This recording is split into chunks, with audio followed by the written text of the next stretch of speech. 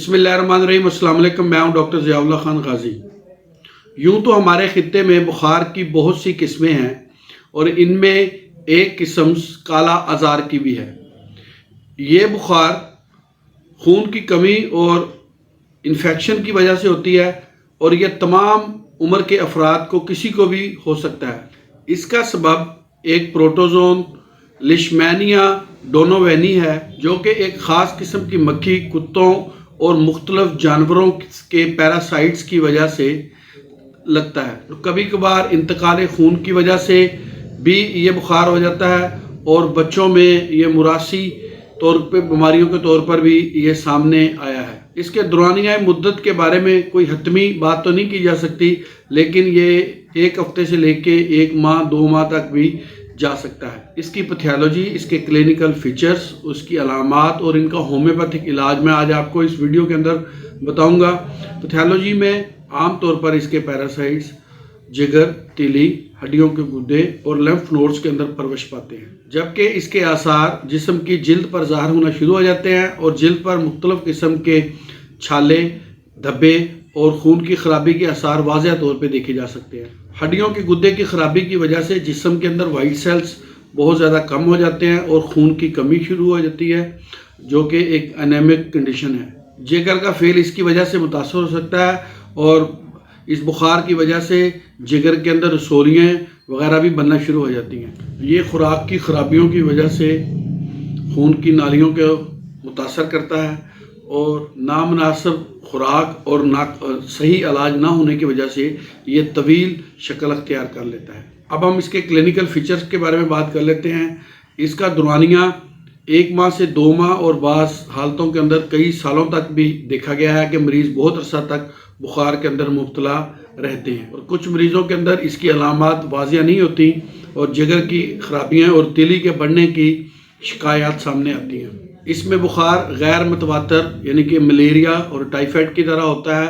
TB और Hodgkin disease की तरह भी बुखार हो सकता है। कमज़ोरी और थकावट बढ़ जाती है, ज़ुबान बिल्कुल साफ़ होती है, खून की कमी हो जाती है, जिस्म के अंदर दर्दें रहती हैं और जिस्म के अंदर बहुत सी कमज़ोरी महसूस करता है। यरकान, एडिमा, खून की कमी और खून के अंदर प्रोटीन की मिकदार ज़्यादा लेबॉरेटरी टेस्ट के अंदर आती है। जोड़ों के दर्द की शिकायत करता है, जिल्द खुरदरी और खुश्क और उसके ऊपर छाले वगैरह बनते हैं, बाल गिर सकते हैं, पेट की खराबियाँ वगैरह भी इसके अंदर नुमायां तौर पे ज़ाहिर होती हैं और हैज़ा वगैरह भी हो सकता है। नब्ज़ भारी और तेज़ हो जाती है।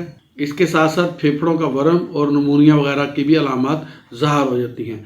गैर मुनासिब ग़िज़ा इसको तवील दौरानिया तक लेके जा सकता है। अब हम इसके होम्योपैथिक इलाज के बारे में बात कर लेते हैं कि होम्योपैथिक के अंदर कौन सी ऐसी अद्वियात हैं जो कि काला अज़ार के अंदर इंतहाई मुफीद हैं। उनमें जो सबसे पहली दवाई इस्तेमाल होती है वो है नेट्रोम्योर।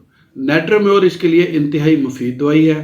नेट्रोम्योर की एक ख़ास अलामत यह होती है कि इसके अंदर मरीज़ के अंदर नमक की ख्वाहिश बढ़ी हुई होती है, उसको खून की कमी होती है और जिस्म का अपर लम्ब्स यानी ऊपर वाले हिस्से के अंदर कमज़ोरी ज़्यादा महसूस करता है। सर्दी को बिल्कुल बर्दाश्त नहीं कर सकता और तिली का साइज़ भी अल्ट्रासाउंड रिपोर्ट के अंदर बहुत ज़्यादा बढ़ा हुआ होता है। अगर ऐसी अलामात हों तो आप नेट्रोम्योर को इस्तेमाल करें 30 के अंदर 8 से 10 कतरे सुबह दोपहर शाम 1 घूंट पानी में मतवातर कुछ दिन इस्तेमाल करने से बुखार से आप मुकम्मल तौर पर निजात हासिल कर सकते हैं। अगली जो इसके अंदर दवाई इस्तेमाल होती है वो है चाइना। चाइना को 3x के अंदर इस्तेमाल करना चाहिए। ये इसके भी 8 से 10 कतरे 1 घूंट पानी में। इसकी अलामात में मरीज़ की तिली बढ़ी हुई होती है और उसको इस फिज़िकल अलामात के साथ साथ दिमागी तौर पर भी यानी कि वो डिस्टर्ब होता है, उसके असाबी तौर पर कमज़ोर होता है और दिमागी सोचें बहुत ज़्यादा बढ़ जाती हैं। इनकी वजह से उसको रात को सही तरीके से नींद भी नहीं आती। अगर ऐसी अलामात हों तो आप चाइना को 3x के अंदर इस्तेमाल करें, ये इसके लिए इंतहाई मुफीद है। बाएं जानब चुभन सी महसूस होती है, तिली साइज़ में बढ़ जाती है और ख़ास तौर पे मरतूब मौसम के अंदर उसकी अलामात बहुत ज़्यादा बढ़ जाती हैं और जिल्द के ऊपर धब्बे नुमायां तौर पर ज़ाहिर हो जाते हैं। अगर ऐसी अलामात हों तो आप सैनाथोस को इस्तेमाल करें। क्यू के अंदर 10 से 15 कतरे 1 घूंट पानी में कुछ अर्सा मतवातर इस्तेमाल करने से इसकी अलामात ठीक हो जाती हैं। बहुत शुक्रिया, अपना ख्याल रखिएगा और हमारे इस चैनल का भी ख्याल रखिएगा। इसी तरह की इन्फॉर्मेटिव वीडियोज़ मैं आपके लिए बनाता रहूँगा। अल्लाह हाफिज़।